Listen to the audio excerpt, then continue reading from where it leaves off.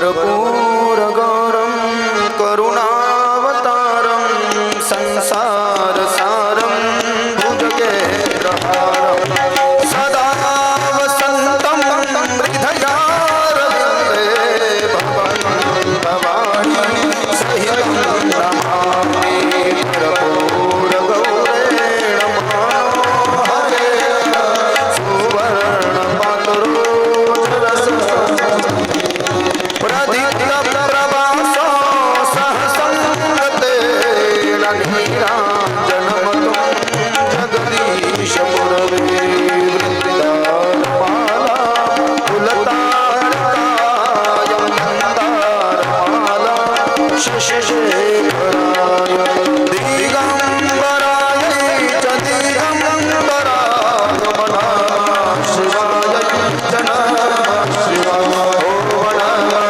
शिवाय च नमः शिवाय। आरती जली शीतलीकरणं श्रीमन्नित्यनिकुञ्जविहारण्याय नमः। राधाराणी श्रीमद्भागवत ग्रंथराज गोपाल कृष्ण गिरिराज गोवर्धनाय नमः। मंडप सहिताय स्थापित देवताय नमः। कर्पूर निरांजन धूपम दीपम प्रति। बैठ जाइए सभी लोग। कि वक्रतुंड महाकाय सूर्यकोटि समप्रभ निरविघ्नं कुरु मे देव सर्वकार्येषु सर्वदा। कि लोकाभिरामं रणरङ्गधीरं राजीवनेत्रं रघुवंशनाथं कि कारुण्यरूपं करुणाकरं श्रीरामचन्द्रं शरणं प्रपद्ये। मनोजवं मारुततुल्यवेगं जितेन्द्रियं बुद्धिमतां वरिष्ठं वातात्मजवबाणोर्युतमुख्यं श्रीरामदूतं शरणं प्रपद्ये। सच्चिदानन्दरूपाय विश्वोत्पत्त्यादिहेतवे तापत्रय विनाशाय श्रीकृष्णाय वयं नमः। ओम नमो भगवते वासुदेवाय हरये परमात्मने प्रणतक्लेशनाशाय गोविन्दाय नमो नमः। सर्वमङ्गलमाङ्गल्ये शिवे सर्वार्थसाधिके शरण्ये त्र्यम्बके गौरी नारायणि नमोऽस्तुते। श्रीमद्भागवतोऽख्यो प्रत्यक्ष कृष्ण एव हि स्वीकृतोऽसि मया नाथ मुक्तरथ्यं भवसागरे। गुरुर्ब्रह्मा गुरुर्विष्णु गुरुर्देवो महेश्वरः गुरुः साक्षात् परब्रह्म तस्मै श्रीगुरवे नमः। पवनतनय संकटहरण मंगलमूर्तिरूप राम लखन सीता सहित हृदय बसो सुरभूप। सियावर रामचंद्र की जय उमापति महादेव की जय पवन सुत हनुमान की जय बोलो भाई सब की जय। आज कथा का विश्राम दिवस है, अंतिम दिवस है और कथा का समय भी आज कम है, इसलिए कल तक हम ज़्यादा समय लेकर के कथा को पूर्णता की ओर ले जाने की कोशिश कर रहे थे। बस 1-1.25 घंटा तक हमारी कथा चलेगी, 6:30 बजे तक, कल जैसे आपको सूचना दी थी। और यहाँ से हम निकलेंगे भगवान ठाकुर जी हमारे सहित रथ यात्रा में गांव तक। तो छोटे से भजन से कथा में प्रवेश करते हैं। ऐसा लगा था कि धूप के वजह से कोई नहीं आएगा, लेकिन देखो जो लोग दर्दी होते हैं वो अपने आप आ जाते हैं और ये पंडाल उसका साक्षी है। जितने लोग रोज होते हैं उतने लोग आज समय से पूर्व ही यहाँ पर पधार चुके हैं, इसलिए आप सभी के बहुत बहुत धन्यवाद। राधे कृष्ण कृष्ण कृष्ण राधे राधे, राधे श्याम राधे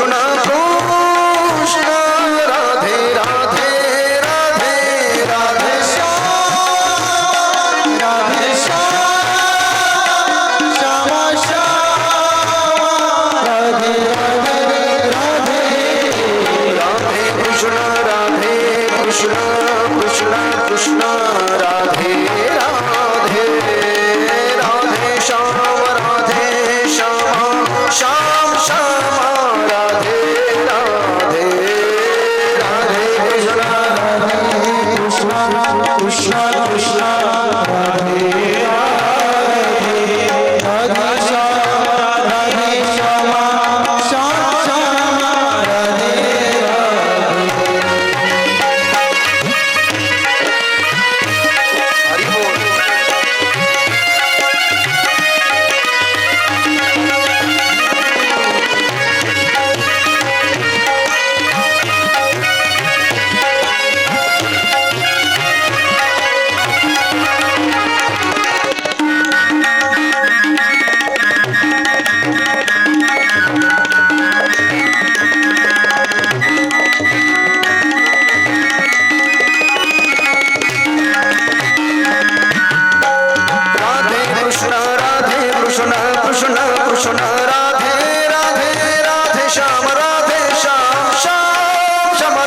श्याम श्याम श्याम राधे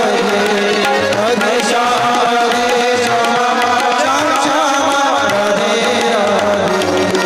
राधे कृष्ण कृष्ण कृष्ण राधे राधे राधे श्याम राधे श्याम श्याम श्याम राधे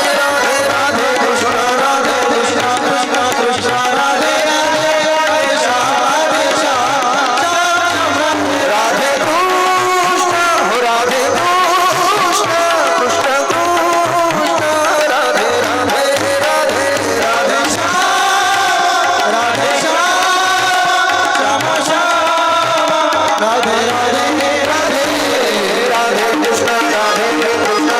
हरि बोल।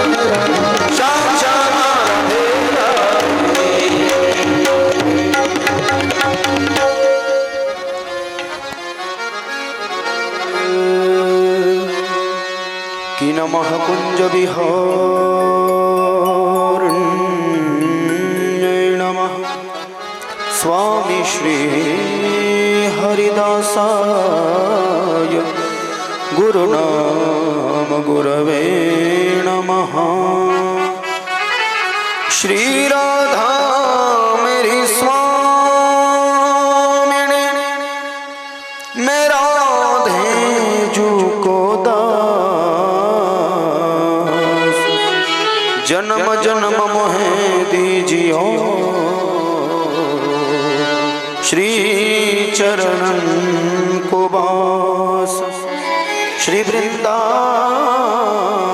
को बास भक्त भक्ति भगवंत गुरु चतुर्नाम बभु एक इनके पद वंदन किए नाशत विघ्न अनेक कि जय जय श्री राधा रमण जय जय श्री नवल किशोर जय गोपिका चित चोर प्रभु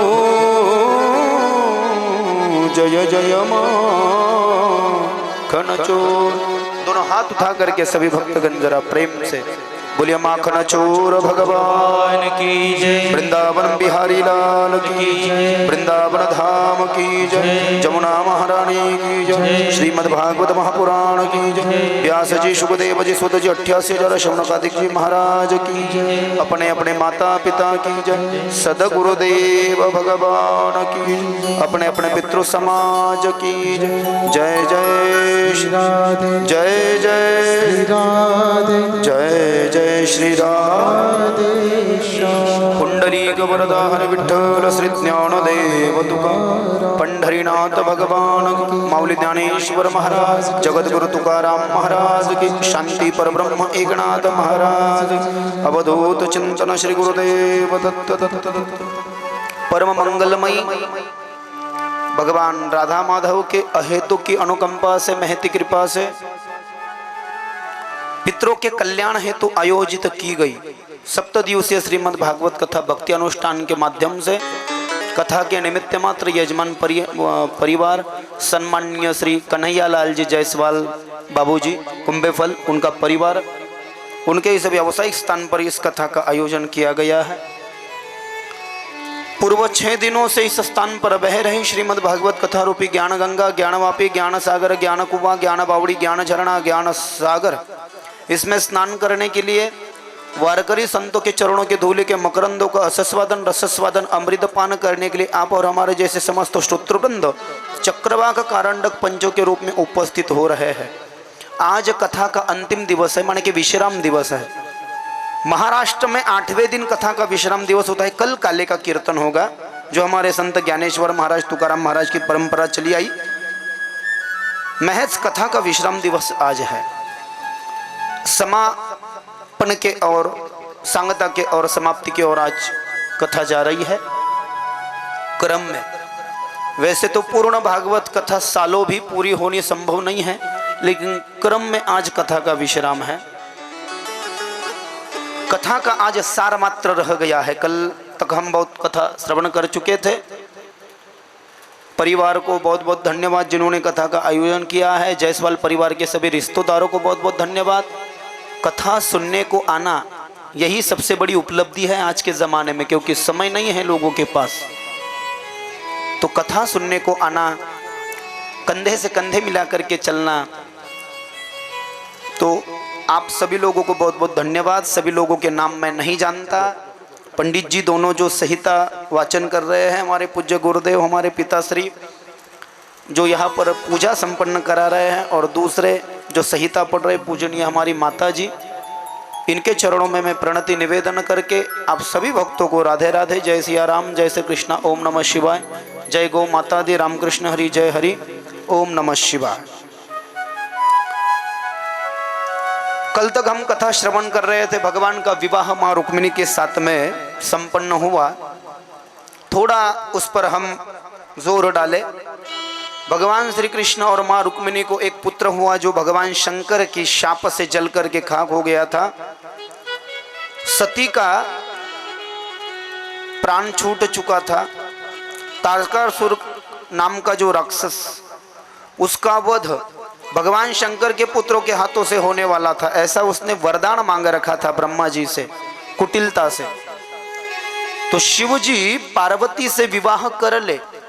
सती ही पार्वती बन के आई थी। पार्वती से विवाह करेंगे तो पुत्र होगा, और वह पुत्र तारकासुर का अंत करेगा। इसलिए देवताओं ने कामदेव को हिमालय की गुफा में शिव जी की तपस्या भंग करने के लिए भेजा। कामदेव शिव की तपस्या भंग करने को गए। अब शिव की तपस्या कौन भंग कर सकता है, लेकिन उसने कोशिश की तो शिव जी को गुस्सा आ गया। तपस्या तो भंग नहीं कर सका, लेकिन गुस्सा आ गया। भगवान शंकर ने अपना तीसरा नेत्र खोला, और तीसरा नेत्र खोल करके तीसरी नेत्र के द्वारा कामदेव जल करके खाक हो गया। उसकी पत्नी रति रोने लगी कि देव कार्य की वजह से मेरे पति के प्राण छूट गए। शिव को दया आ गई, चिंता मत कर रति, द्वापर युग में नारायण कृष्ण बनेंगे, लक्ष्मी मैया रुक्मिणी बनेगी, उनका पुत्र बन जाएगा तेरा पति, और पुनः तुझे प्राप्त हो जाएगा। वही प्रद्युम्न बन के जन्म को आया। सुखदेव कहते हैं राजा परीक्षित से, कामस्तु वासुदेवांशो दग्ध प्रागरुद्रमण्युना देहोपपतये भूयस्तमे प्रतपद्यतः स ऐव जातो वैदर्भ्याम कृष्ण वीर्य समुद्भवः प्रद्युम्नः इति विख्याता सर्वतो अनवंपितुः। उस कामदेव का नाम ही बुआ जी प्रद्युम्न रखा गया। और भगवान के तो सभी पत्नियों को 10-10 पुत्र है, लेकिन कहा यह पुत्र सबसे विशिष्ट है। लोग कहते हैं ना आजकल, अरे रे बाप के जैसा नहीं जमा। एक तो पुत्र जो है ना तो बाप से आगे जाना चाहिए, बाप से ज्यादा उसने यश प्राप्त करना चाहिए। तो लोग कहते हैं अरे बाप पिताजी से अच्छा कर ले, और पिताजी से यदि पीछे रह जाए तो दुनिया बड़ी कोसती है। अरे रे पिताजी जैसा नहीं जमा तुझे ना। तो कहा ये प्रद्युम्न नाम का पुत्र जो था ना, सर्वतो अनवम पितु, हर चीज में कृष्ण की बराबरी करने वाला है। सर्वतो अनवम पितु, किसी चीज में कृष्ण से कम नहीं है। ऐसे पुत्र को 5 दिन हो गए थे प्रद्युम्न जी को जन्मे। एक शंबरासुर का नाम के राक्षस ने प्रद्युम्न बेटे को चुरा लिया। पुराने जमाने में कृष्ण के साथ शंबरासुर का युद्ध हुआ था, और उस युद्ध में कृष्ण जी के हाथों शंबरासुर के पुत्र मारे गए थे। मारे गुस्से में शंबरासुर ने प्रतिज्ञा कर रखी थी कि आज तूने मेरे पुत्र मारे हैं कृष्ण, जिस दिन तुझे पुत्र हो जाएगा, तेरे पुत्र का वो आखिरी दिन होगा, मैं भी तेरे पुत्र को मारूंगा। शंबरासुर को पता चला कि प्रद्युम्न नाम का पुत्र हुआ है। रात में वह रुक्मिणी की महल में जा घुसा। झूले में झूल रहा वह बच्चा उसने उठा लिया, तलवार से उसको मारने वाला था। देवर्षि नारद ने कहा बच्चे को मत मार, तलवार से मारेगा तो बड़ा दोष हो जाएगा। मारना ही चाहता है तो नीचे समुंदर है, समुंदर में फेंक दे बच्चे को। बच्चे को समुंदर में फेंका गया। एक बड़े से मछली ने उस बच्चे को निगल लिया। उस मछली को एक मछुआरा ने पकड़ लिया।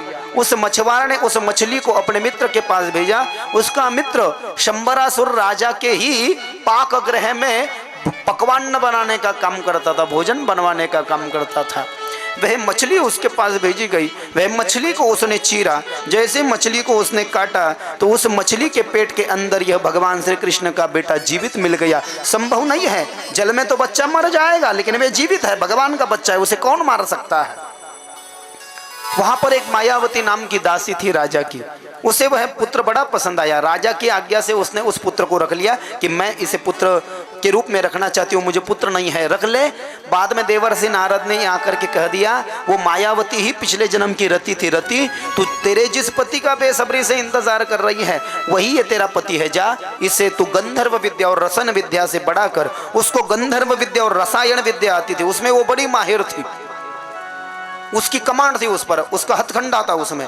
रसायन विद्या माने कि छोटे को बड़ा कर देना, बड़े को छोटा कर देना समय से पहले।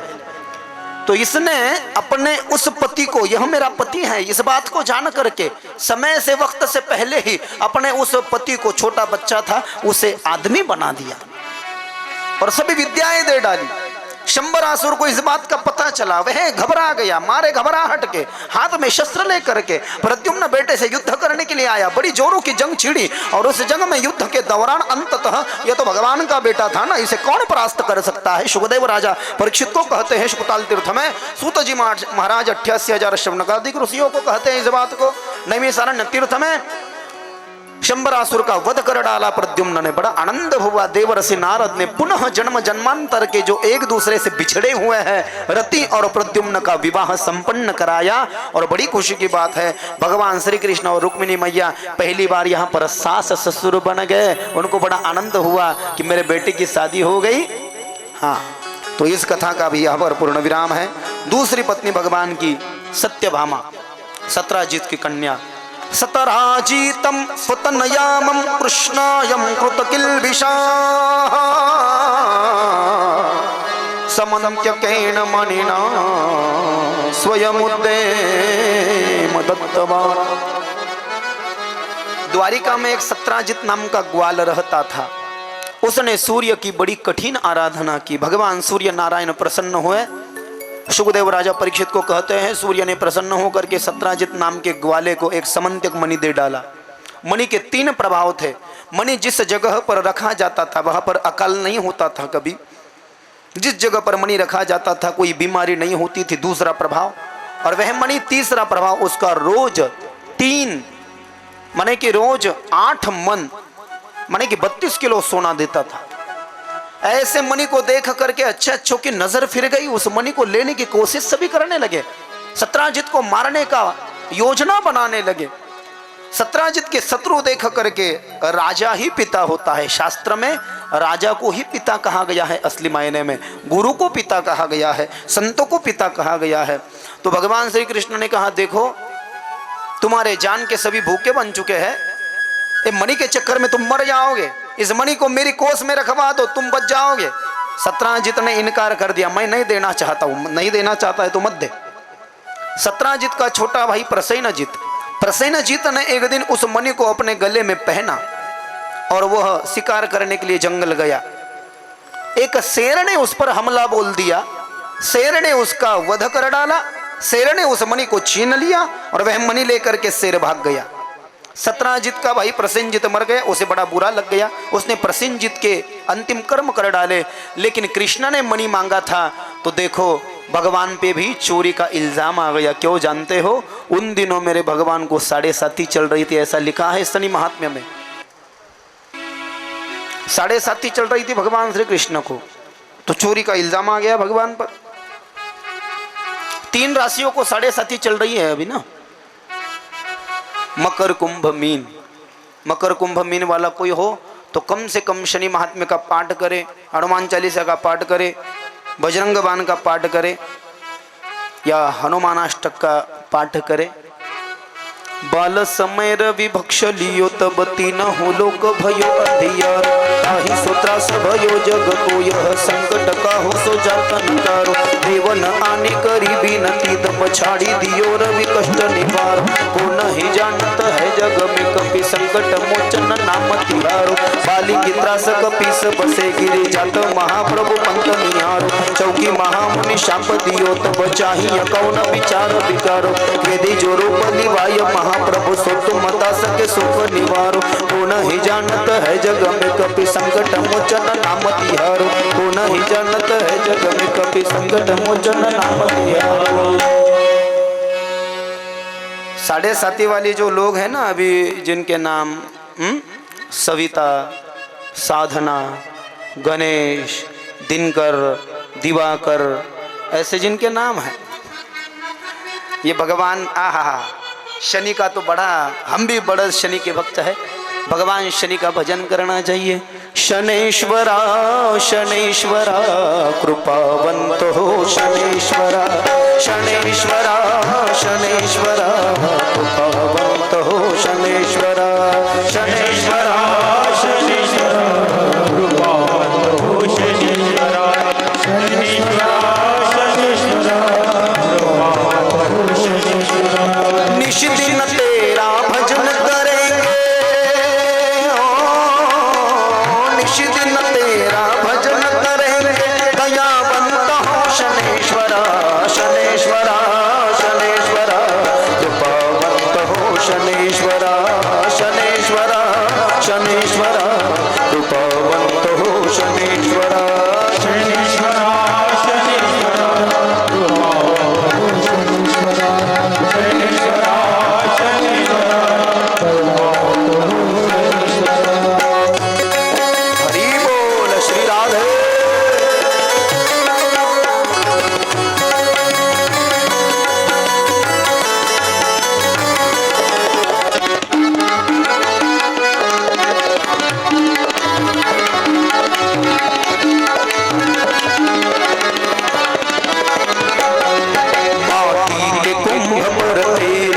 स्थापना करेंगे स्वामी, हम शुद्ध तेल से तुझ पर अभिषेक करेंगे स्वामी। माटी के कुंभ पर तेरी स्थापना करेंगे स्वामी, हम शुद्ध तेल से तुझ पर अभिषेक करेंगे स्वामी।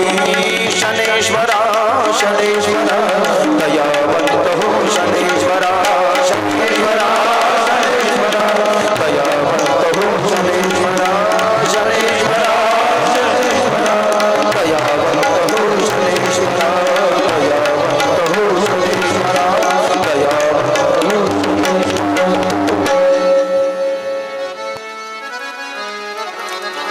अभी आज समय का अभाव है। आप यदि शनि महात्म्य का ग्रंथ पढ़ोगे, जिसको आज तक भगवान शनिचर आए थे 7.5 के रूप में, तो बहुत नुकसान उन लोगों का हो चुका है। भगवान राम को भी 7.5 चल रही थी, कहाँ 14 साल के वनवास गए।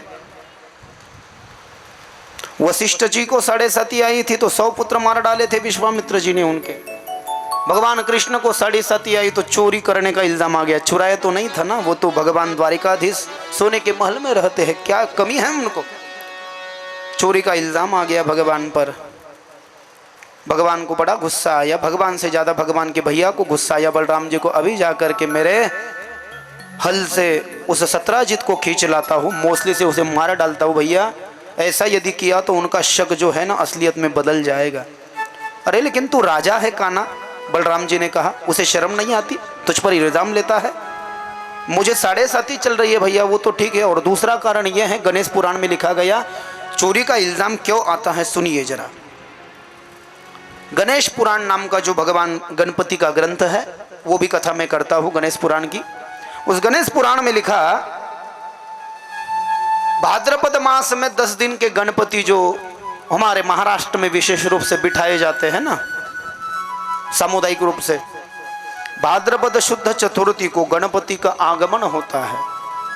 गणपति जी जिस दिन बैठने वाले होते हैं उस दिन बारिश बरसती है। बारिश की वजह से जमीन गीली हो जाती है, जमीन पर कीचड़ हो जाता है।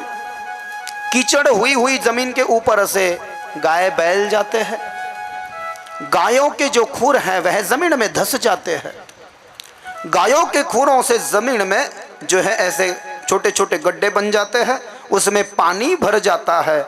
और गायों के खुरों से जमीन में हुए गड्ढों में भरे हुए पानी में यदि कोई गणपति बैठने वाले दिन चांद के मुखड़े को देख ले तो चोरी का इल्ज़ाम आ जाता है। कन्हैया कहते हैं बलराम जी से, मैंने ऐसा ही किया था इसलिए चोरी का इल्ज़ाम आया। अरे बाप, तो फिर अभी इससे मुक्त कैसे होया जाए?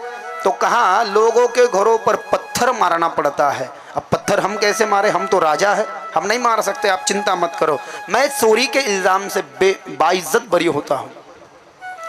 भगवान श्री कृष्ण कुछ सेवकों को लेकर के साथ आए। जंगल में जिस जगह प्रसेनजित मरे पड़े थे उनके मृत्यु स्थान से देखा एक सिंह के माने कि शेर के पैरों के सुराग दिखाई दिए, नाखून के। उस शेर के नाखून के सुरागों से भगवान कृष्ण आगे चलते गए। गुजरात की सीमा समाप्त हुई, महाराष्ट्र की सीमा लग गई। वहां पर वो शेर मरा पड़ा था। उस शेर की मृत्यु स्थान से एक भालू के पैरों के सुराग दिखाई दिए। उस भालू के पैरों के सुराग से भगवान श्री कृष्ण जालना जिला में आए। बात की ओर ध्यान देना, महाराष्ट्र में जालना, जालना में अंबड़, अंबड़ में जामखेड़। जामखेड़ में जो जामवंत महाराज की गुफा है पाचोड़ के पहले, जामखेड़ में भगवान आए। वहां पर मेरी 6 कथाएं हो चुकी हैं गांव में, 2 भागवत, 3 देवी भागवत, 1 राम कथा। जामवंत महाराज की गुफा त्रेता युग की, वो राम के सखा है। जामखेड़ में भगवान आए और उस गुफा को जब देखा तो भगवान के साथ जो सेवक थे वो घबरा गए। कुछ ऐसी खतरे की जगह होती है, आदमी वहां पर जाना नहीं चाहता, जाने से डरता है। जैसे लाइट की डीपी गिपी होती है ना, लिखा होता है डोंट बी एंटर इनसाइड, अंदर मत जाओ। वैसे ही सेवक घबरा गए, लगता है त्रेता युग की गुफा है, अंदर में मौत का सामान पड़ा है, आप मत जाओ भगवान अंदर, मत जाओ अंदर, लगता है मौत का सामान पड़ा है अंदर। अरे डरपोक कह के तुम रुको मैं जाता हूं। कृष्ण जी अकेले अंदर को आए। एक झूला था, झूले में बच्चा सो रहा था और उस बच्चे के हाथ में वह समंतक मणि था। एक दाई उसे झूला देने का काम कर रही थी। बच्चे को जो झूला देती है उसको दाई कहते हैं। कोई भी हो सकती है, उसकी बहन, माता, बुआ हो सकती है, कोई भी हो सकती है। जामवती, जामवंत जी की बेटी। भगवान श्री कृष्ण ने उस बच्चे के हाथ का मणि छीन लिया। बच्चा चीखने चिल्लाने लगा तो जामवती भी चिल्लाई और जामवंत जी भागते आए और कृष्ण जी के शरीर के ऊपर छलांग लगा दी। कहा तू कौन है? कहा मैं देवकी नंदन कृष्ण हूँ। दोनों का युद्ध चलने लगा। भागवत में कहते हैं सुखदेव, जामवंत महाराज और भगवान श्री कृष्ण का युद्ध 28 दिन तक चला, दिन रात, बीच में कोई छुट्टी नहीं, कोई नहीं, स्पॉन्टेनियस युद्ध चल रहा था।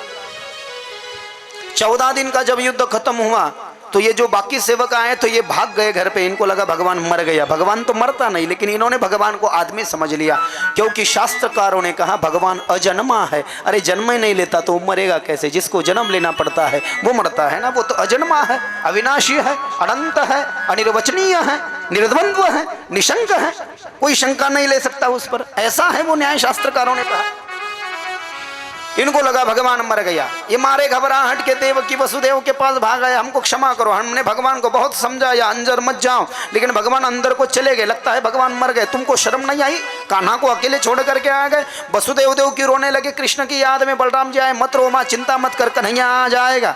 पूरब का सूरज पश्चिम से उग जाए लेकिन कान्हा पर कोई आंच नहीं आ सकती। बलराम जी ने नारद जी को बुलवाया, अपने कुलगुरु को बुलवाओ, गर्गाचार्य को। क्या किया जाना चाहिए? कृष्ण यदि वापस घर आ जाए तो देवी भागवत की कथा करो। देवी भागवत के महात्म्य में लिखा है, यदि चाहते हो कृष्ण घर पे आ जाओ तो देवी भागवत की कथा करो। वसुदेव देवकी ने गर्गाचार्य से 9 दिन की देवी भागवत कथा सुनी और फिर कृष्ण सत्यभामा और जामवती को लेकर के घर पे आ गए, दोनों बीवियों को लेकर के।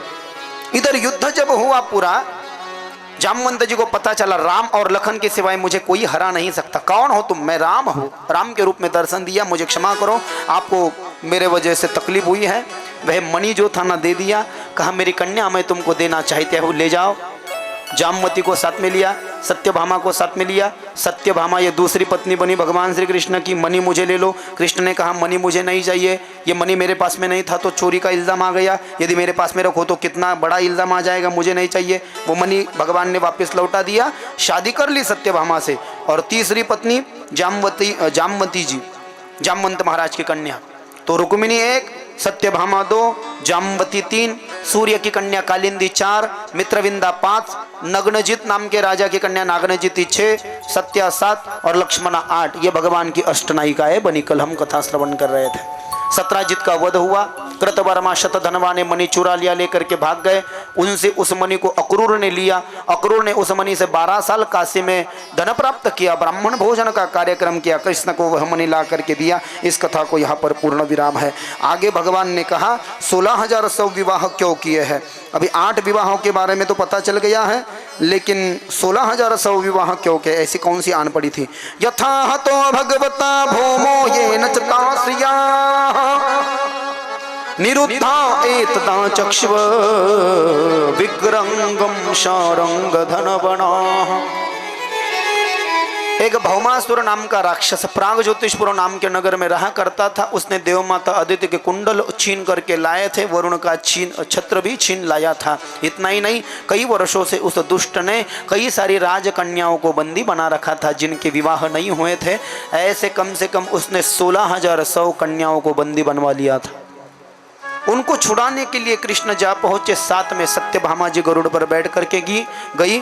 दीपावली का पहला दिन है, अश्विन वद्य चतुर्दशी, नरका 14, नरक चतुर्दशी। सवेरे ही गए भगवान सूर्योदय से पूर्व। नरकासुर से भगवान का युद्ध हुआ। उसे पता चला अब मैं मरने वाला। उससे अच्छा वरदान मांगा, कहा तू मर रहा है, तू भूमि का पुत्र है, भूमि में जाएगा। लेकिन आज के दिन जो लोग सूर्योदय से पूर्व स्नान नहीं करेंगे, उनकी माता बहनें उनके शरीर को उठना नहीं लगाएंगे, सेंट का तेल नहीं लगाएंगे, 42 पीढ़ियां नरक में जाएगी। तो आज का दिन है, कम से कम सूर्योदय से पूर्व स्नान करना होता है, नरक चतुर्दशी। यदि न करे तो नरक में जाना पड़ता है। देव माता अदिति के कुंडल ले लिए, वरुण का छत्र ले लिया, चक्र से भौमासुर का सर उड़ा दिया, वह भूमि में चला गया। भूमि का पुत्र था इसलिए भौमासुर।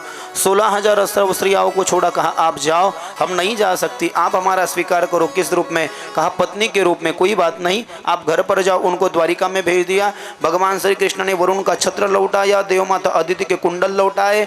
सत्यभामा जी घूमने लगी स्वर्ग में, तो स्वर्ग में एक वृक्ष दिखाई दिया, पारिजातक नाम के फूलों का, बड़ा सुवास मार रहा था। ये अपने को ले लो ना जी, कहा कन्हैया को। कन्हैया ने कहा ठीक है। कन्हैया जी ने उस वृक्ष को उठाया, गरुड़ के पीठ पर रखा और सत्यभामा के द्वार में रख दिया। रुक्मिणी को गुस्सा आया, उसके द्वार में क्यों लगाया? तो रुक्मिणी को वरदान दे दिया, फूल अपने आप तेरे भगवान के चरणों में आकर के गिरेंगे, तुझे तोड़ने की आवश्यकता नहीं है। 16,000 सौश्रियाओं के लिए भगवान ने एक अच्छा सा मुहूर्त देखा और भगवान ने भागवत में लिखा 16,000 सौ रूप धारण किए। वसुदेव देव की अक्रूर बलराम जी सबको 16,000 सौ रूपों का बना दिया। पैसा का कमी नहीं होना चाहिए, वैकुंठ का पूरा खजीना नीचे लेकर के आ गए, ऐसा हरिविजय नाम के ग्रंथ में लिखा। किसी को नहीं लगना चाहिए अब भगवान हम में भेदभाव करते। अमित रूप भयो भगवान अनेक रूपा सा देवशाला, श्रीमद् परमहंस गोस्वामी तुलसीदास जी लिखते हैं। और 16,000 सौश्रियाओं से भगवान ने विवाह कर लिया। ये 16,000 सौ और पहली 8 बन गई 16,108। इनमें कुछ बच्चे कम ज़्यादा, तो परीक्षित को शुकदेव ने कहा भगवान है कैसा भेदभाव कर सकते हैं। हर स्त्री को 10-10 पुत्र और एक पुत्री हुई। बानासुर का आख्यान आगे आया है। भगवान शंकर का मानस पुत्र बानासुर, जो प्रहलाद का पुत्र विरोचन और विरोचन का पुत्र बलि का पुत्र बानासुर। बलि को 100 पुत्र थे, उसमें सबसे बड़ा पुत्र बानासुर। बाणम पुत्र शतज्येष्ठो बलेरासीन महात्मनः एन वामन रूपाय हरये दायि मेदिनी। इसको एक उषा नाम की कन्या थी। उस उषा नाम के कन्या को चित्रलेखा नाम की दासी थी। वो चित्रलेखा नाम के दासी ने भगवान श्री कृष्ण का पोता अनिरुद्ध को नारद जी के साथ में मिलकर उठा लाया। बानासुर को इस बात का पता चला कि मेरी कन्या ने किसी को पसंद किया है, उसे अपने घर में रख लिया, उसे बंदी बनाया कृष्ण जी के पोते को। बलराम कृष्ण युद्ध के लिए आए। बानासुर कह रहा था मैं युद्ध करूंगा, मैं मेरी कन्या नहीं दूंगा। कृष्ण बलराम बानासुर से युद्ध करने लगे। 1000 हाथ थे बानासुर को, भगवान कृष्ण ने 500 हाथ तोड़ दिए। नारद जी ने शंकर को जा करके बता दिया भोलेनाथ आपका मानस पुत्र उसके प्राण संकट में है, कन्हैया उसे मार रहा है। तो शिव जी आ गए और शिव जी कृष्ण के साथ युद्ध करने लगे। बड़े भोले हैं भोलेनाथ, उनको गायन बड़ा पसंद आता है। एक गायन की जो बाण है नादबान, उनके हृदय में मार दिया, नंदी पर ही सो गए न भोलेनाथ जी। और उसके बाद में इसके और 498 हाथ तोड़ दिए, 2 ही रख दिए। इस बात से क्या पता चलता है, यदि अमर्याद चीजें हमारे पास में हो तो व्यक्ति अमर्यादा की ओर चला जाता है। इसलिए हर काम मर्यादा में होना चाहिए। भगवान ने समझाया, शिव जी ने तेरी बेटी भगवान के यहाँ जा रही, दे दे। तो उषा नाम की अपनी कन्या भगवान श्री कृष्ण का पोता अनिरुद्ध प्रद्युम्न का बेटा उसको दी गई, उसे ब्याही गई। और भगवान श्री कृष्ण और बानासुर एक दूसरे के समधी। बड़े बोलिए भक्त वत्सल भगवान की जय। भगवान को अपने वृंदावन वासियों की याद आई तो कुरुक्षेत्र के सूर्य ग्रहण के दिन भगवान श्री कृष्ण कुरुक्षेत्र गए, गोकुल मथुरा वृंदावन नहीं गए। कहा मैं यदि वहां जाऊंगा तो निकल नहीं सकूंगा वापिस। तो वहां पर गए, जशोदा रोहिणी नंद बाबा सब मिले। जशोदा ने कन्हैया को देखा कुरुक्षेत्र में तो रोने लगे और गले से लगाया, क्या कन्हैया तो इतना बेरहम बन गया, तुझे अपने माँ की याद नहीं आई? मैंने तो सुना है तूने 16,108 शादियाँ की और एक भी शादी में तुझे मुझे बुलाना ज़रूरी नहीं समझा। तो कन्हैया ने कहा चिंता मत कर माँ, समय का अभाव था। वो पूरी शादियाँ मैंने द्वारिका से की, एक भी शादी क्या मैंने मथुरा गोकुल वृंदावन में होते हुए की क्या? कितना दूर था माँ मैं, तू गलत फहमी मत कर ले। तुझे यदि ऐसा लगता है मैंने जानबूझ के किया तो कृष्ण कहते हैं जशोदा से मैं जब कृष्ण का अवतार समाप्त कर लूंगा और कलयुग लग जाएगा, कलयुग लग करके कलयुग के 1000 साल बीत जाएंगे, तब मैं आंध्र प्रदेश में तिरुपति बालाजी बनूंगा, तू बकुला बन जाना और मैं पद्मावती से विवाह करूंगा, तो पद्मावती से मेरा विवाह तय करना, पूरी जिम्मेवारी तुझ पर। तथा भगवान माँ के प्रेम के सामने हार जाते हैं, माँ के प्रेम के लिए भगवान बालाजी बन गए। बोलिए बालाजी भगवान की जय। और एक दिन की घटना है, एक तो पवनोराज मज्जमद गनु यदु कुमार का विहर तुम सांब प्रद्युम्न चारु भानुगदादय। भगवान के कुछ बच्चे क्रिकेट का खेल खेल रहे थे, गेंद एक सूखी बावड़ी में चली गई द्वारिका में। बच्चे गेंद निकालने के लिए गए तो गेंद में एक बड़ा गिरगिट बैठा था। बच्चे घबरा गए। सुखदेव कहते हैं कन्हैया के पास गए, पिताजी हमको गेंद निकाल करके दो। कन्हैया आए और कन्हैया ने अपना हाथ नीचे बावड़ी में छोड़ा, हाथ को बढ़ाया, कन्हैया के हाथों का स्पर्श पा करके गिरगिट गुप्त हो गया। एक पुरुष वहां पर प्रकट हो गया। कौन है? भगवान जानते हैं हमारे लिए पूछा। उसने कहा मैं पिछले जन्म जो है ना, पिछले जन्म में मैं एक नृग नाम का राजा था। क्या था? नृग नाम का राजा था। तो क्या हो गया, मेरे गलती की वजह से मैं गिरगट बन गया।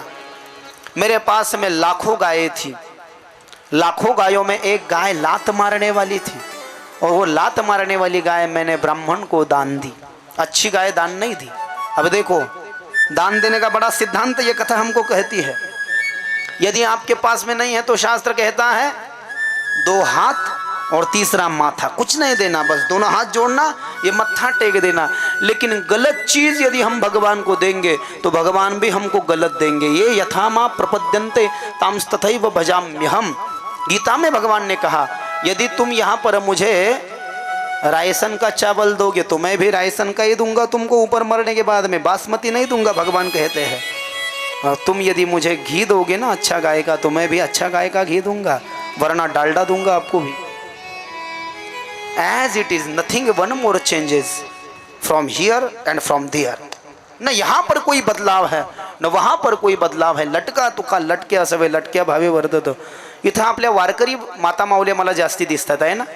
ते काकड्याचे अभंग काही विनाकारण म्हटलंय का बरं? किडकं फळ जर का आपण देवाला दिलं, देव आपल्याला किडकंच देतो, ते उगाचच म्हटले का? पांगुळ झालो देवा नाही हात न पाय, पैसलो जयावरी सैनिदाट भेटीता कुंप काठी कुंट दरडी न पाहे, आधार नाही कोणी मज पाप न माय, गाते होता न करा जाते पंढरपुरा, या माझ चित्रभरी आगमाचा गाते होता न करा या माझ चित्रभरी आगमाचा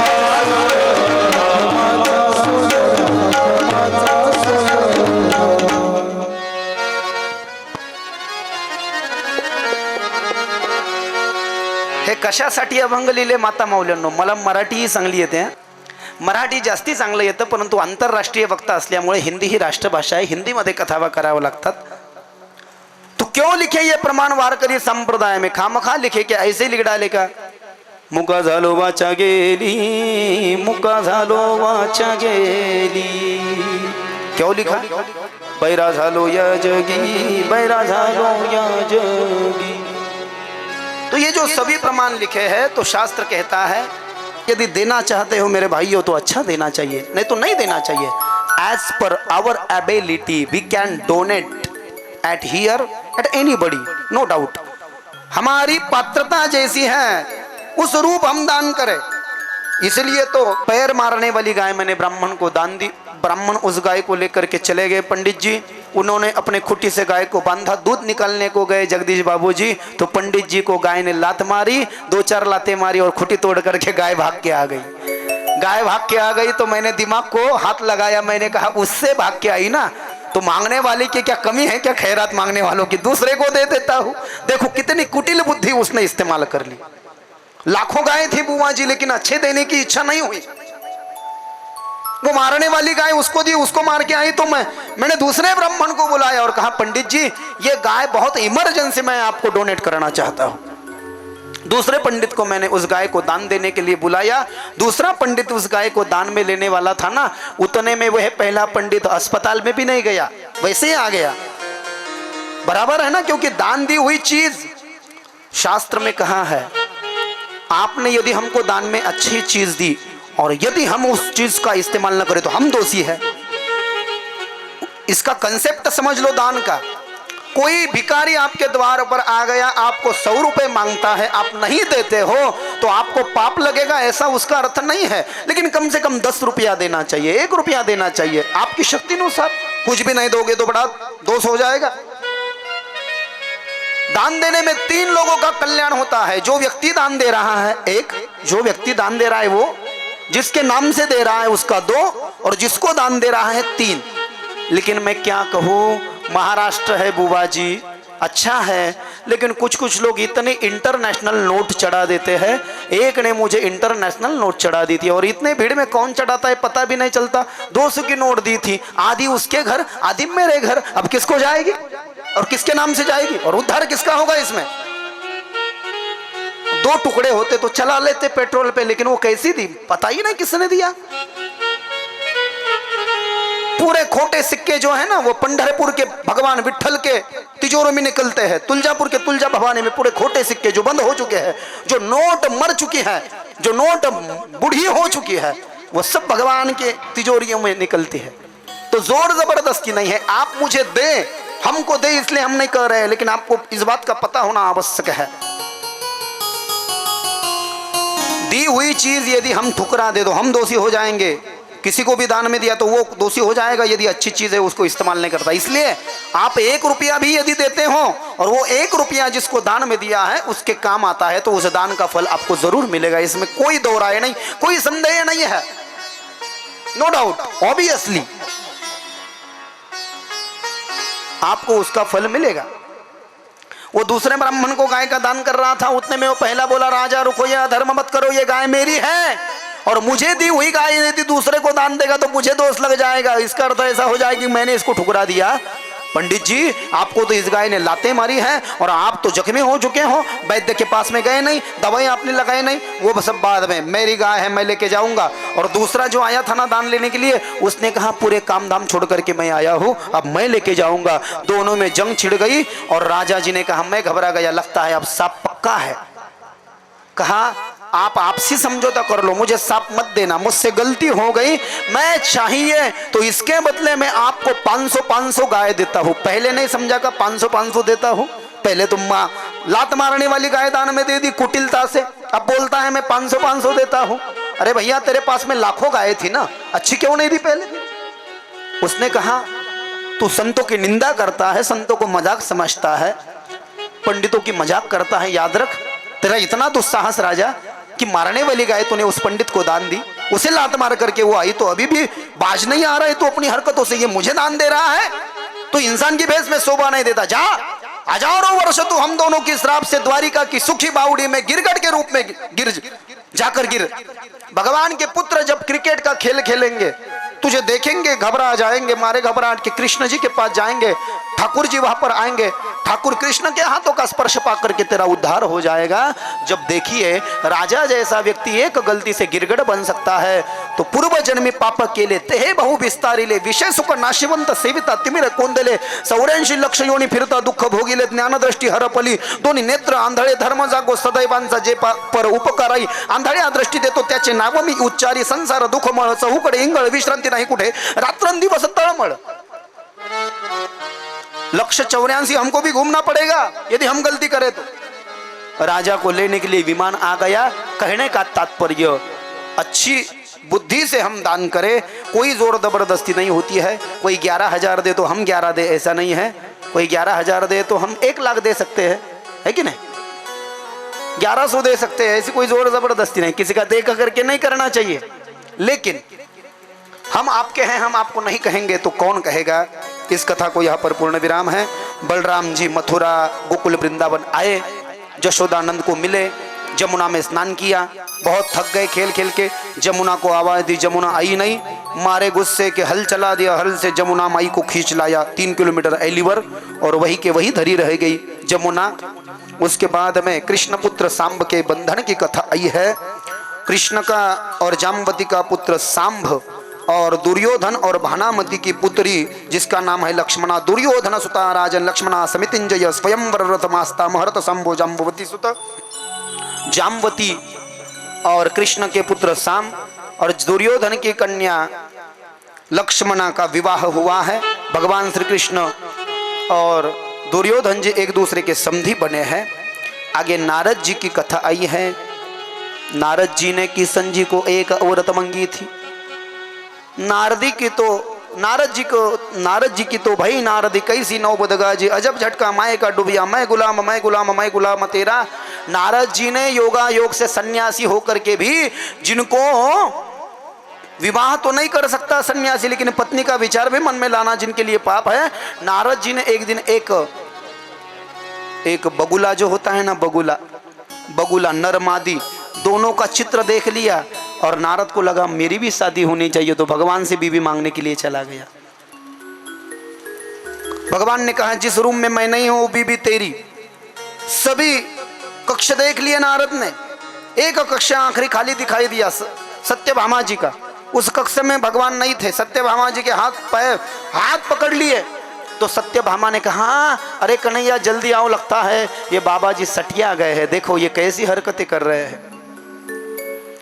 नारद जी को जब कन्हैया को नारद जी ने देखा तो घबरा गए, मारे घबराहट के पीढ़े से ऊपर उठ गए। पीढ़े पे बैठे हुए थे, उनकी धोती वो पीढ़े के कील में अटक गई, पीढ़े के कील में धोती अटक गई तो ठुर्र ऐसी फट गई।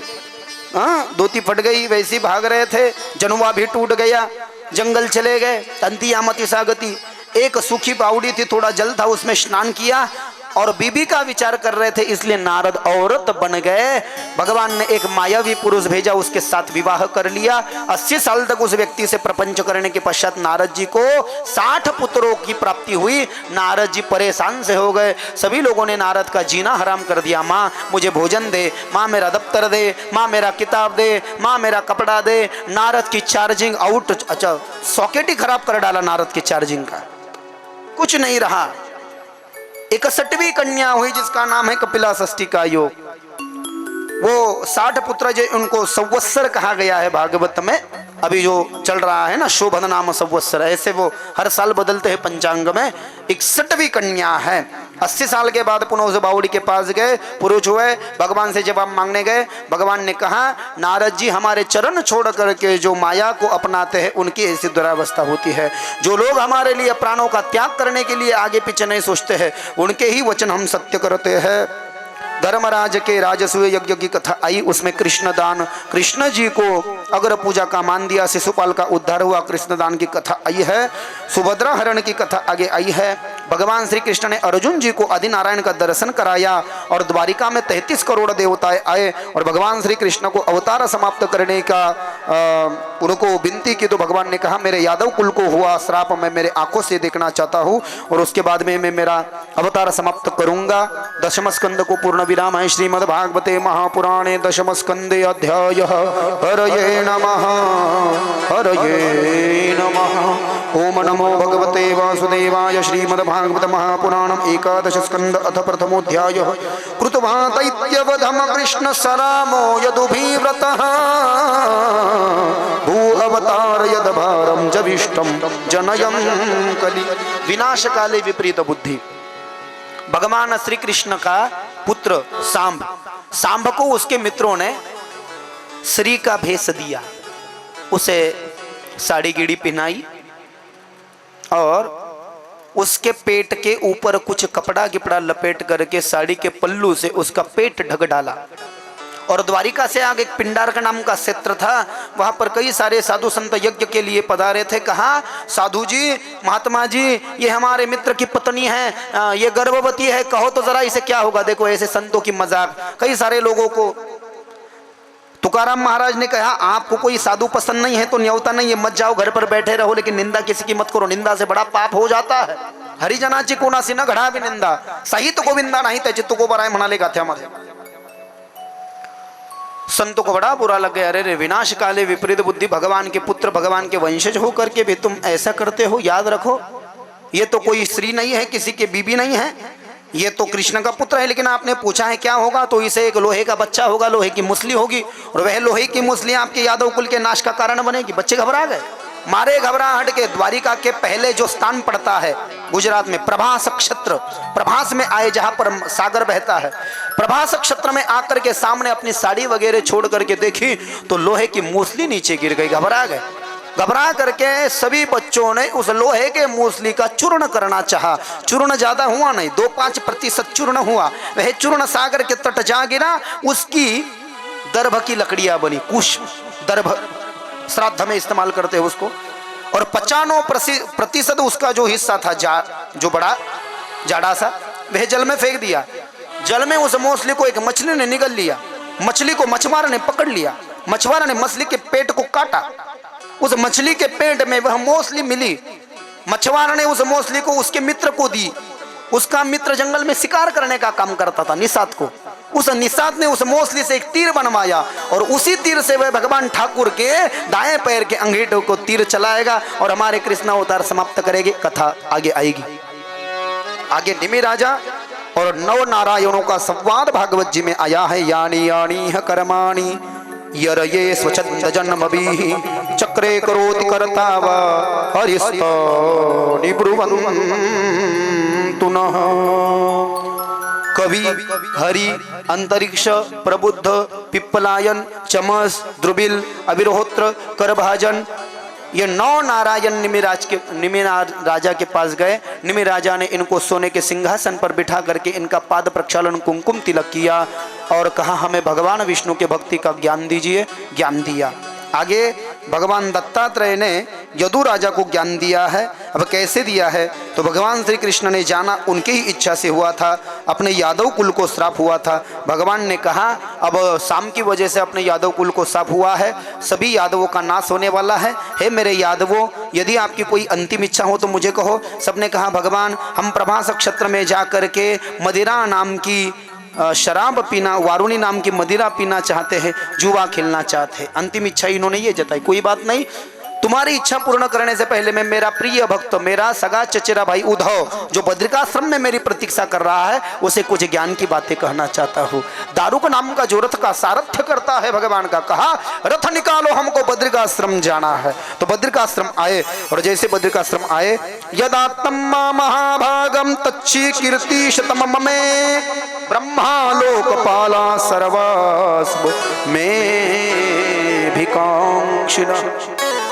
उद्धव ने भगवान से कहा जीवन में गुरु क्यों होने चाहिए? हमको जो अनुग्रहित करता है, शिक्षित दीक्षित करता है, वो एक गुरु होता है। लेकिन भगवान दत्तात्रेय ने अपने जीवन में 24 गुरु किए। यदु राजा को कहा पहला गुरु पृथ्वी, दूसरा गुरु पर्वत और पहाड़ और पेड़, मेरा तीसरा गुरु प्राणवायु भगवान दत्तात्रेय कहते हैं, चौथा गुरु वायु, पांचवा गुरु आकाश, छठा गुरु जल, सातवां गुरु अग्नि, आठवां गुरु चंद्रमा, नौवां गुरु सूर्य, 10वां गुरु कपोत पंछी, 11वां गुरु अजगर, 12वां गुरु सागर, 13वां गुरु पतंग, 14वां गुरु भूंगा, 15वां गुरु मधमास मधुमक्खी, 16वां गुरु हिरण, 17वीं गुरु पानी में जो रहने वाली मछली है, मेरा 18वां गुरु पिंगला नाम की वेश्या है, 19वां गुरु कुकुर नाम का पंछी, 20वां गुरु एक 10 साल का छोटा बच्चा, 21वां गुरु मेरी एक शादी को आई हुई कन्या, 22वां गुरु कारागिर रास्ते पे जो काम करता है, 23वां गुरु कुंभारी नाम की पंछी और 24वां गुरु आत्मवेत्ता ऋषि। इन सभी के लक्षण देखे। मधुमक्खी को गुरु किया क्यों? मधुमक्खी जीवन भर इस फूल का शहद, उस फूल का शहद, इस शहद को एक पेड़ पर जमा करते हैं, खुद नहीं खाते हैं। हमारे जैसा आदमी जा करके धुआं करता है, मधुमक्खियों को भगा देता है, खुद ही खाता है। तो ज्यादा धन संचय यदि करे तो हमारी भी हालत ऐसी ही होने वाली है। ये मधुमक्खी का मैंने गुरु देखा, मधुमक्खी को गुरु किया है, समझ जाओ। कहा बहुविध सिद्धि उनके धारणा के बारे में कहा, विभूति योग कहा, राजस तामसिक विषयों के बारे में कहा, भिक्षुक गीत वर्णन में कद्रीय ब्राह्मण की कथा कही। धन पे धन, धन के 14 घड़े उसके पास भरे थे, लेकिन बीबी को बच्चे को नहीं खाने दिया, ब्राह्मण को एक रोटी तक उसने नहीं दी, भगवान को सहा नहीं गया। कद्रीय ब्राह्मण ने एक दूसरे ब्राह्मण का अपमान किया, इसलिए उस कद्रीय ब्राह्मण के घर को भगवान की इच्छा से आग लग गई और उसका घर धन सब जल करके खाक हो गया। बीबी बच्चे छोड़ करके चले गए, वो आगे भीख मांगने लगा, लोग मिट्टी उसको पान देने लगे। तो बड़ा साधनारत हुआ, भगवान की तपस्या की बड़ा कीर्तनकार हो गया। आगे भगवान श्री कृष्ण वापस आए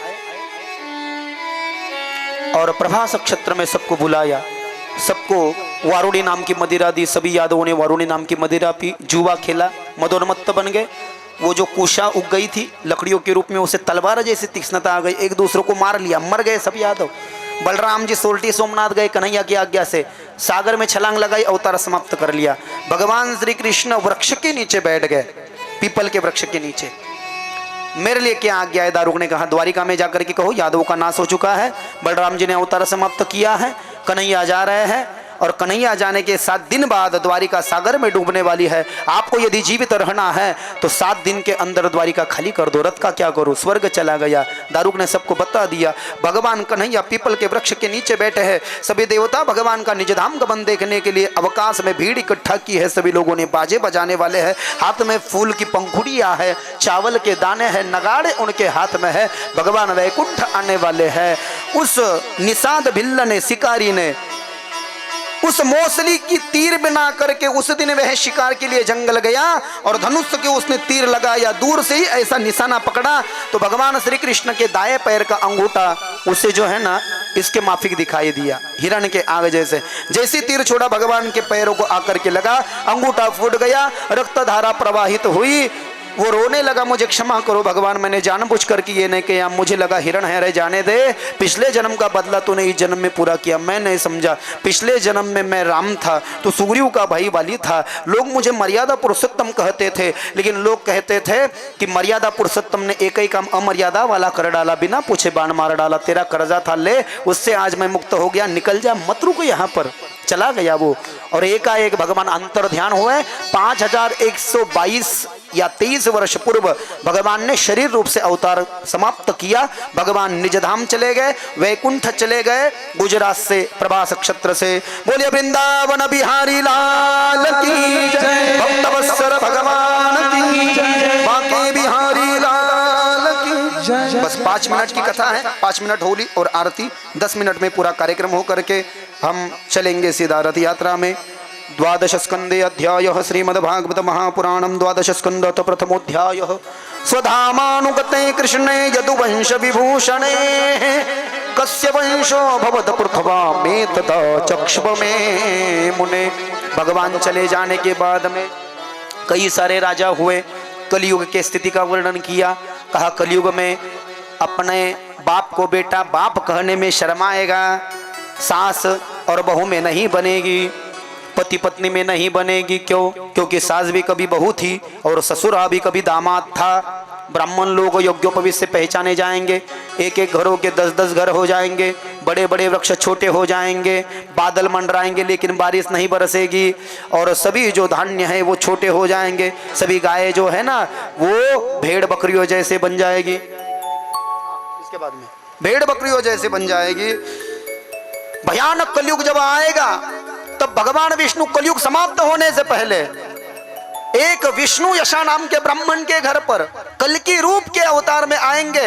देवदत्त नाम के सफेद घोड़े पर बैठेंगे, हाथ में तलवार लेंगे, पापी लोगों की गर्दनें अपने हाथों से उड़ाएंगे और फिर कलयुग खत्म हो जाएगा, सतयुग का आरंभ होगा। कलयुग में भगवान कल्कि बन के आएंगे। विष्णु नारायण परशुराम जी से शिक्षा लेंगे। बोलिए कल्कि नारायण भगवान की जय। और ऐसी इति संपूर्ण श्रीमद् भागवत कथा।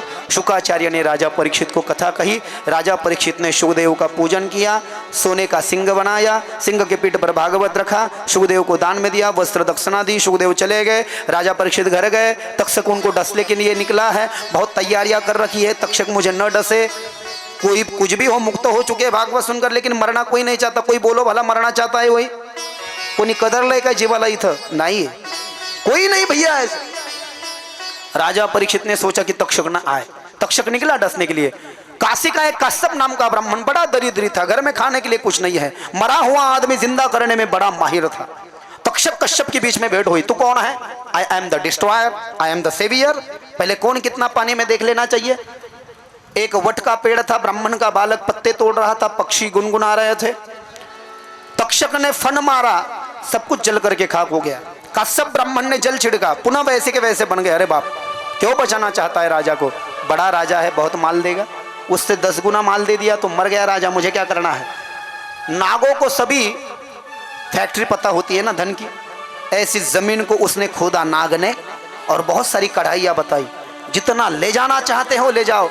गाँव वालों की भी बोलना ले जाओ, लेकिन उधर नहीं आना।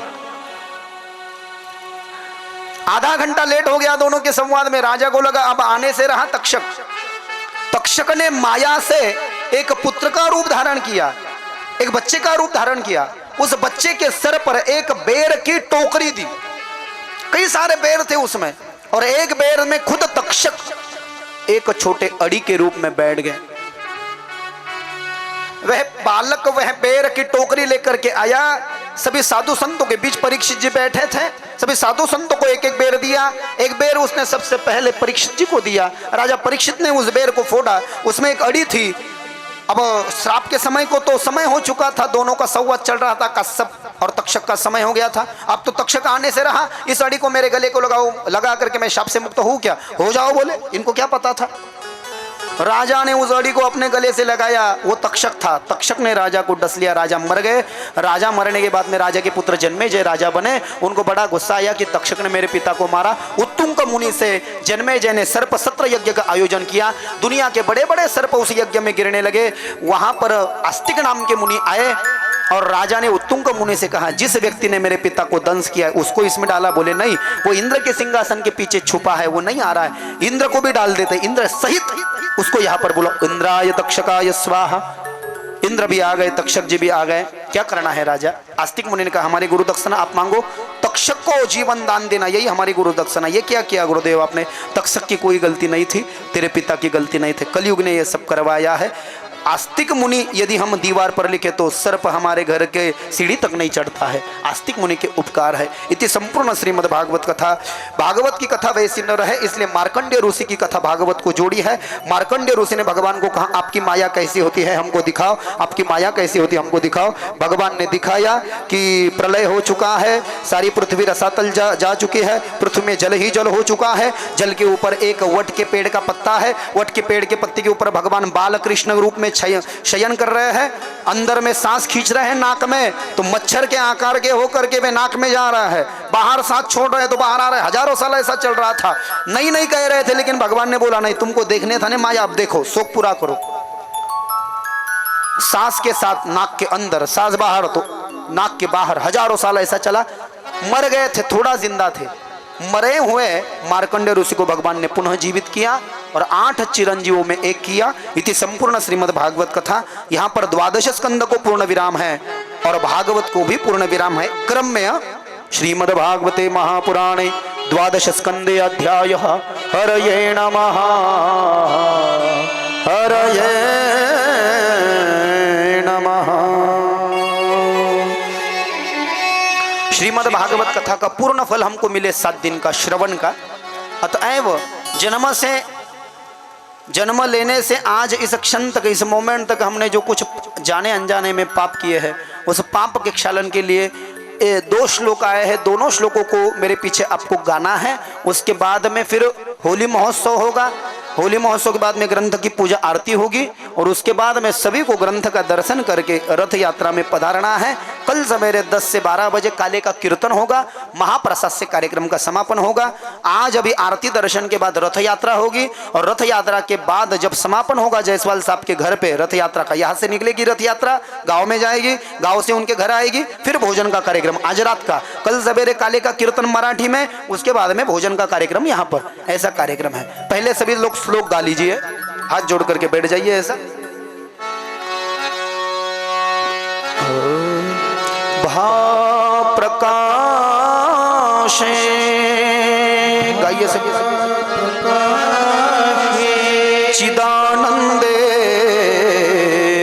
चिदानंदे गतिरह गतिरह शास्त्रः अलौकिकी वरिष्ठं वरिष्ठं सर्वशास्त्राणां तरणीरः भूतः भवार्णवे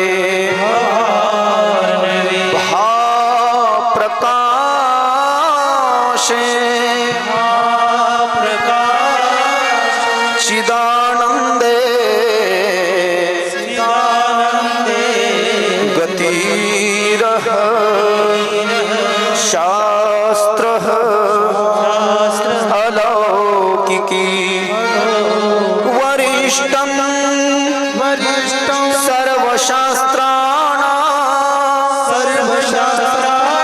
तरणीरः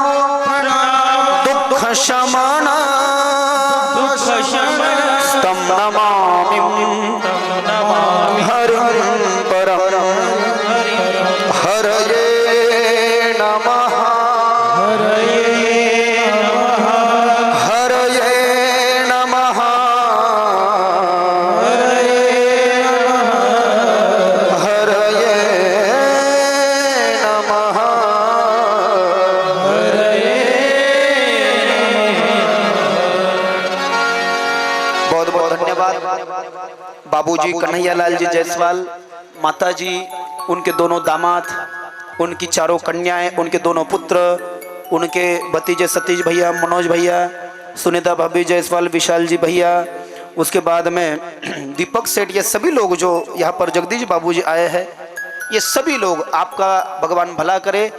यदि आपके पास में धन है तो उसका कैसा सदुपयोग करिए, उसका उत्तम उदाहरण है।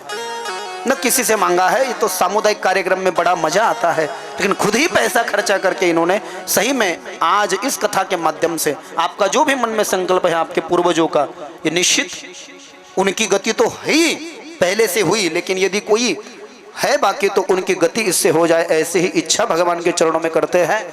और सभी लोग, यदि हमारे पास में धन है तो शास्त्र कहता है हर लोग एक बार जीवन में आकर के अपने माता पिता के नाम से, पूर्वजों के नाम से जरूर व्यक्तिगत खर्चे से कथा करे, यदि हमारी शक्ति है तो। नहीं है तो ठीक है, लेकिन है तो कुछ साथ में नहीं जाता, इसे करना चाहिए। इसलिए आप समस्त जायसवाल परिवार को बहुत बहुत धन्यवाद। सभी कथा परसों से YouTube चैनल पर आ जाएगी, विनोद कृष्ण शास्त्री नायगावनकर, चैनल को सब्सक्राइब कर लीजिए, मेरा कार्ड ले लीजिए। हमारे पूज्य गुरुदेव, हमारे पिताजी वागोड़कर गुरुजी, हमारी माता जी, इनकी भी सभी मनोकामनाएं भगवान पूर्ण करे। हम चलते हैं होली महामहोत्सव में। हो आज बीरज में होरी रे रसिया, आज बीरज में होरी रे रसिया, आज बीरज में होरी रे रसिया, आज बीरज में होरी रे रसिया, बरजोरी रे रसी। कैमरा देखो, थोड़ा दूर से बरजोरी रे रसिया, होरी रे रसिया, बरजोरी रे रसिया, होरी रे रसिया, बरजोरी रे रसिया, आज बीरज में होरी रे रसिया, आज बीरज में होरी रे रसिया।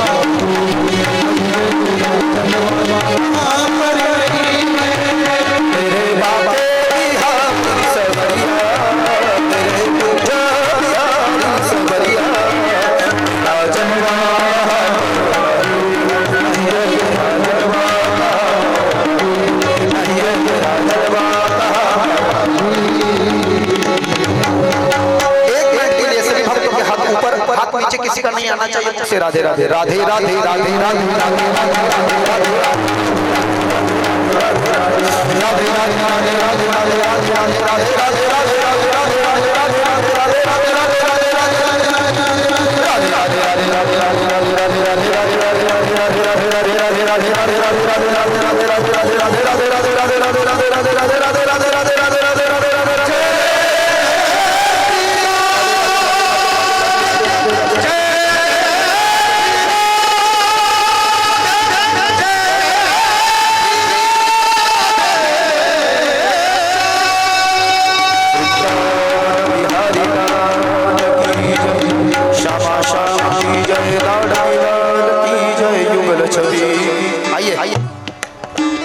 मंगलम भगवान विष्णु मंगलम गरुड़ध्वज मंगलम पुंडरीकाक्षो मंगलायतनो हरि कि सर्वमंगल मांगल शिवे सर्वार्थ साधिके शरण्ये त्र्यंबके गौरी नारायण नमोस्तुते। जय भागवत भगवान की है आरती पापियों को पाप से है आरती बोल भागवत भगवान पापियों को पाप से है आरती। अमर ग्रंथ ये मुक्ति पंथ ये पंचम वेद निराला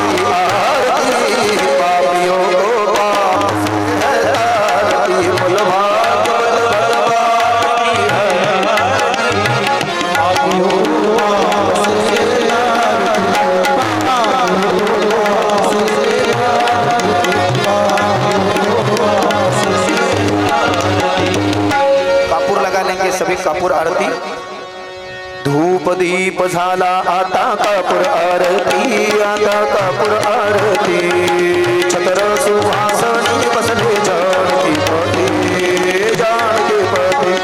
चले अयोध्यापति हो देवा अयोध्यापति धूप दीप सारा कर्पूर बलि सममानस माझे निर्मल राहु दे हो देवा निर्मल राहु दे कर्पूर बलि समभाव भक्त का सुगंध बाहु दे कापरा चला उन ज्योति पाहिण तव मूर्ति हो देवा पाहिण तव मूर्ति धूप दीप सारा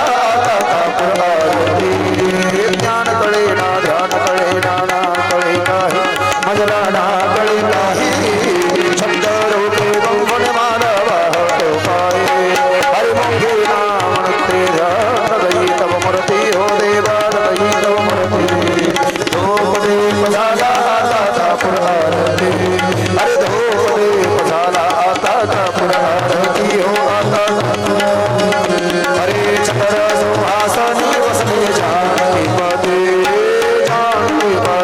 वसने अयोध्यापति हो देवा अयोध्यापति धूप दीप सारा आता पुरहारती कर्पूर गौरव करुणावतारम संसार सारम भगवंतरम सदा समर्पयामि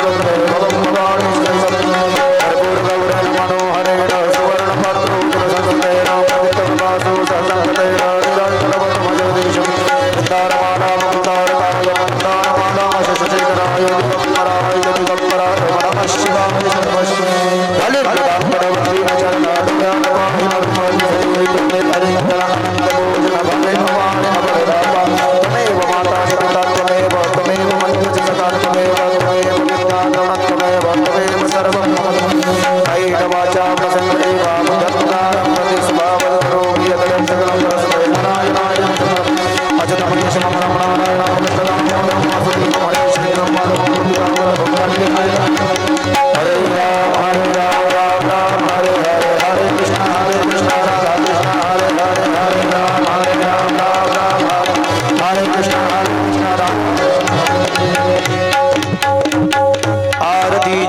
शीतलीकरणं श्रीमद्भागवत ग्रंथराज गोपाल कृष्ण देवदाय नमः कर्पणांजन धूपं दीपं वंदनानां ध्यानानां प्रार्थनानां मंत्रपुष्पांजलिं हरि ओम यज्ञेन यज्ञमहि जन्तदेवास्तानि धर्माणि प्रथमान्य फेंकना नहीं अभी चावल यज्ञेन यज्ञमहि जन्तदेवास्तानि धर्माणि प्रथमान्यासन्नते हनाक महिमानं सचति यत्र पूर्वे सद्यः सन्ति देवाः हरि ओम राजाधिराज प्रसयसाहिने नमो वयं वय श्रवणाय कुर्महे समे कामान काम कामाय मह्यम कामेश्वरो वय श्रवणो दधातु कुबेराय वय श्रवणाय महाराजाय नमः ओम स्वस्ति साम्राज्यं भोज्यं स्वराज्यं वैराज्यं पारमेष्टमराज्यं महाराजमाधिपत्यं समन्तपर्या ईशात सर्वाभं सर्वायुष अन्तरधा परार्धात् पृथिव्येः समुद्रपर्यन्तायाः एकराळिते तदप्यश श्लोको विहितो मृतपरिवेष्टारो मृतस्यापसंग्रहे आवीक्षे ततस्य कामप्रेर विश्वे देवे सभासद इति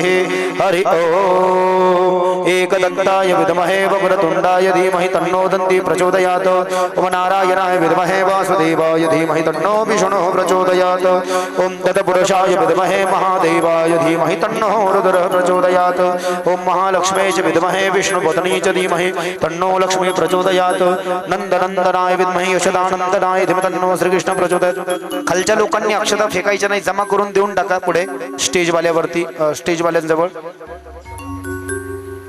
हंस हंसाय विद्महे परमहंसाय धीमहि तन्नो शुकः प्रचोदयात् सच्चिदानन्दाय विद्महे पूर्णबोधाय धीमहि तन्नो सद्गुरुः प्रचोदयात् श्रीमन्नित्यनिकुञ्ज विहारण्याय नमः राधाराणी श्रीमद्भागवत ग्रंथराज गोपाल कृष्ण गिरिराज गोवर्धनाय नमः मंडप सहिताय स्थापित देवताय नमः मंत्रपुष्पाणजलिं प्रतिगृह्यतामः गिरिराज गोवर्धन गोपाल कृष्ण वंदनानाम ध्यानानाम प्रार्थना नाम। तीन परिक्रमाएं लगा लो सभी लोग सीधे हाथ से। यानी गाने ज पापानि जन्मांतर कृतानि च दाने दाने विनश्यन्ति प्रदक्षिणे पदे पदे नमः सर्वेतार्थाय जगद्धारे ते साष्टांग वे प्रणामस्ते प्रयत्न मया कृतः। हाथ जोड़ लो अथ प्रार्थना आवाहनम जानामि न च जानामि तपार्चनम पूजा चैव न जानामि क्षम्यता परमेश्वर मंत्रहीनां क्रियाहीनां भक्तीनां सुरेश्वरं यत् पूजितं मया देवं परिपूर्णं तदस्तु मे रूपं देहि यशो जाहि द्विषो जाहि पुत्रं दे धनं दे सर्वान् कामांश देहि मे यशन प्रत्यान मुक्त्या तव पूजा क्रियादिशु यौनम संप्रदात संध्यो वंदे तम। पानी जल लो, हाथ में छोड़ दो 2 बार। अनेन कृत षोडशोपचार पूजनतेन श्रीमद् भागवत ग्रंथराज देवताभ्याम प्रियंतम छोड़ दो थाली में। ओम तस्य श्री कृष्णार्पणमस्तु। सभी लोग हाथ ऊपर कीजिए। अधर्म का नाश हो, धर्म की जय हो, विश्व का कल्याण हो, मानवों में एकता हो, प्राणियों में भावना हो, गो हत्या बंद हो, गो हत्या बंद हो, गो हत्या बंद हो, सत्य सनातन वैदिक आर्य हिंदू धर्म की जय, सब संतन की जय, अपने अपने माता पिता की जय, सदगुरुदेव भगवान की जय, आज के आनंद की जय। जय जय श्री राम, जय जय श्री राम। पुंडलीक वरद हरि विठ्ठल श्री ज्ञानदेव तुकाराम पंढरीनाथ भगवान की जय। माऊली ज्ञानेश्वर महाराज की जय। जगत गुरु तुकाराम महाराज की जय। शांति परब्रह्म एकनाथ महाराज की जय।